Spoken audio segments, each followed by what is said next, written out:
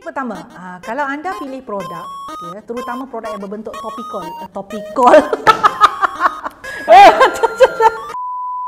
jika anda betul-betul perasan atau betul-betul perhati tulisan pada packaging beberapa jenis produk, bukan semua produk lah, tapi ada skincare yang zaman sekarang ini di pasaran, bila kita tengok label dia ada tulis anti-pollution skincare ataupun anti-pollution saja ataupun dalam bahasa Melayu anti pencemaran. Apakah maksud sebenar label ini? Adakah produk dengan label ini betul-betul boleh mengelakkan pencemaran alam sekitar? Ataupun produk dengan label begini dia boleh mencegah kulit daripada mengalami kesan buruk akibat pencemaran alam sekitar? Macam mana tu?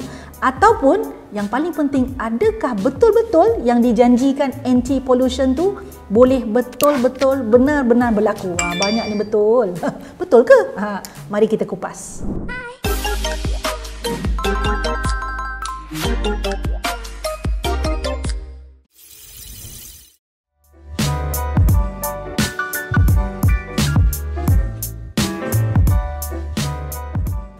Hello glowy girls, glowy guys. Sekarang kita hidup dalam dunia yang penuh pancaroba dan juga pencemaran. We cannot deny that, ya. Dan memang dah ada di dalam pasaran produk skincare atau produk penjagaan kulit yang dilabel sebagai anti-pollution skincare. Apakah sebenarnya maknanya? Okey, anti-pollution skincare ni kita mulakan dengan sejarah dulu.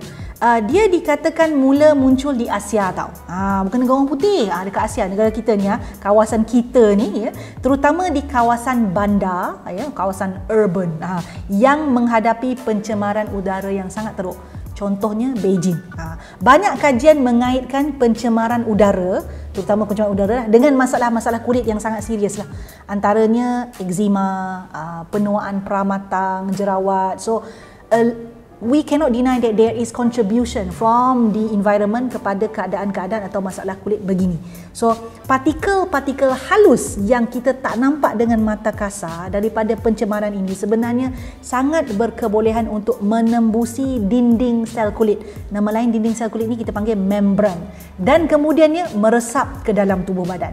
Jadi, kemasukan bahan pencemar partikel halus ini melalui kulit dilaporkan, ya, sebenarnya sama kadarnya dengan kemasukan bahan pencemar melalui saluran pernafasan. So can you imagine? You can breathe in very highly dangerous particles. Sama macam particles tu boleh tembus kulit dan masuk ke dalam badan. So it's very dangerous, kan? Jadi apakah peranan anti-pollution skincare ataupun fungsi anti-pollution skincare dalam keadaan ini? Nombor satu, produk penjagaan kulit yang ada label anti-pollution skincare ini, dia berupaya mencegah partikel halus terutama daripada alam sekitarnya, daripada udara ni, daripada menembusi kulit dan merosakkan organ dalam tubuh.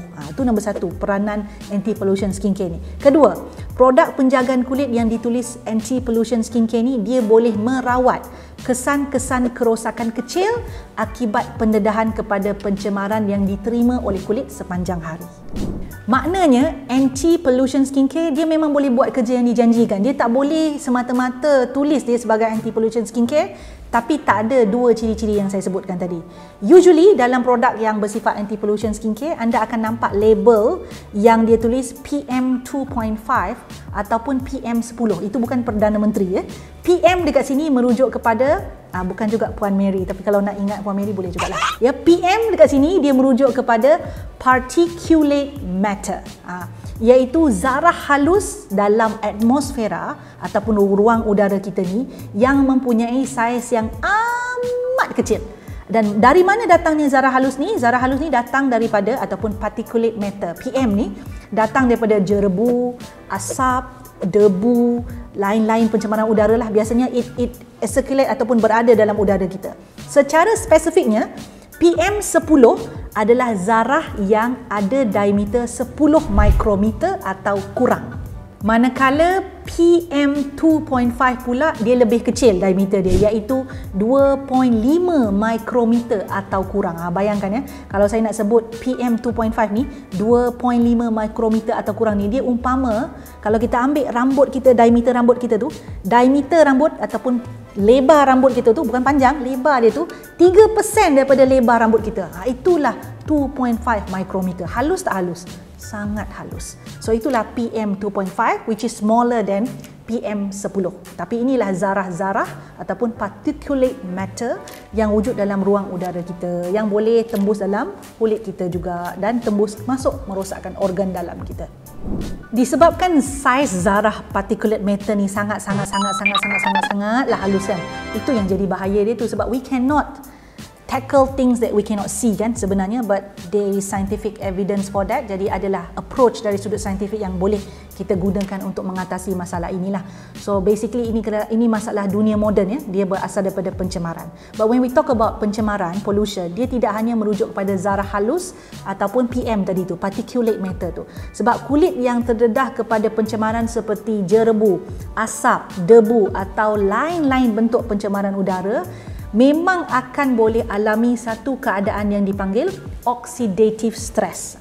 Keadaan ini berlaku apabila antioksidan dia tidak seimbang dengan kadar radikal bebas. Jadi there's no balance between antioksidan dan radikal bebas. So radikal bebas ni mulalah terbentuk secara berlebihan, dan radikal bebas yang berlebihan dia boleh menyebabkan kulit jadi rosak dan lemah. Rantaian daripada itu, kulit yang rosak dengan lemah itu dia akan boleh menyebabkan keradangan, dan itulah tanda-tanda awal ya skin barrier kita mula terjejas.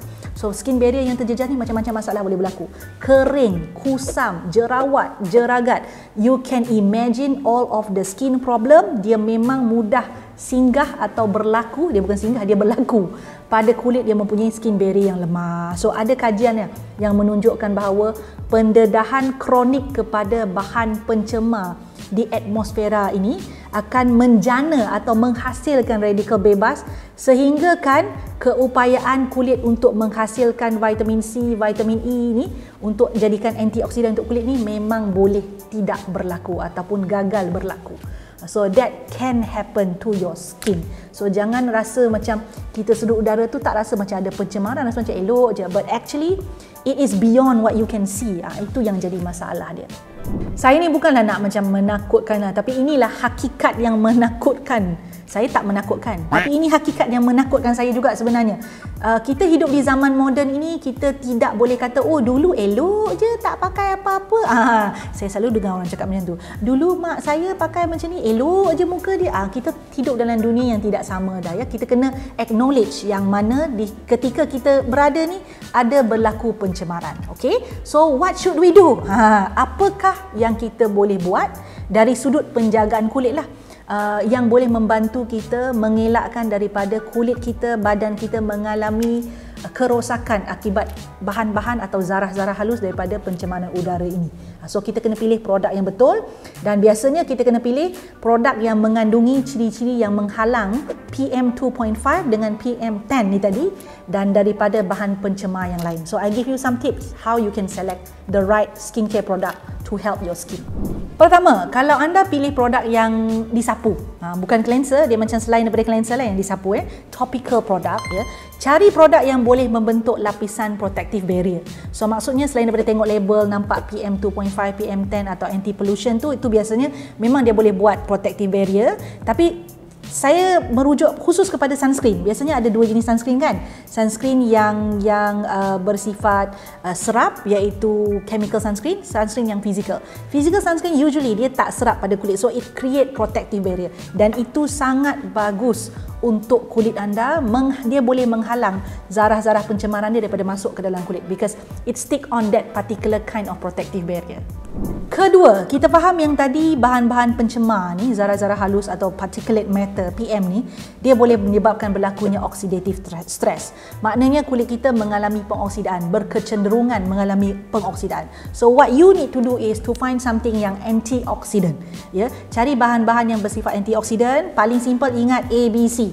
Ya, vitamin A, vitamin B, vitamin C. Vitamin A your retinoid, vitamin B niacinamide, vitamin C lah ascorbic acid ya. Ketiga-tiga bahan ni jangan pakai semua. Ketiga-tiga bahan ni dia ada sifat antioksidan, and the most powerful one is vitamin C. So it can help you to balance that oxidative stress. Jadi kulit tak mengalami kesan atau kurang mengalami kesan akibat zarah-zarah halus ataupun particulate matter itu tadi. Ketiga, cari produk skincare dan pakai dengan konsisten, dan cari yang ada bahan yang memulihkan kulit, repair your skin, soothing your skin, hydrate your skin. So ini sangat penting untuk digunakan sebab kita tak boleh elak pencemaran, tapi kita boleh segerakan proses pemulihan, terutama sebelah malam tau. So kita bersihkan kulit dengan baik dan segerakan proses pemulihan. Okay, so we come to the end of the video, tapi saya nak pesan, kalau anda biasa pergi kerja atau ke mana-mana naik kereta, ya, keluar kereta, singgah mana-mana, naik train, naiklah macam-macam, ya, ada orang sekarang berbasikal pula, you are highly exposed to zarah-zarah yang ada di udara. Jangan rasa macam anda selamat just because you cannot see it. So keyword dekat sini adalah consistent skincare routine, because kalau damage daripada zarah-zarah ini sudah berlaku, nak reverse balik sangat susah kalau kita biarkan. Tapi kalau kita ada rutin skincare harian yang konsisten, kita boleh kurangkan kesannya dengan banyak sekali. So small action consistently will give you great result. That's the key. Bye bye. Suka video yang saya selalu kongsikan? Apa kata? Jangan apa kata, buat sekarang, ya. Subscribe channel saya, like, share dan pastikan tekan butang loceng tu. Yang ada loceng tu, yang cute-cute loceng kecil tu, tekan supaya anda mendapat notifikasi setiap kali saya masukkan video baru. Jangan terlepas, jangan tertinggal. Buat sekarang.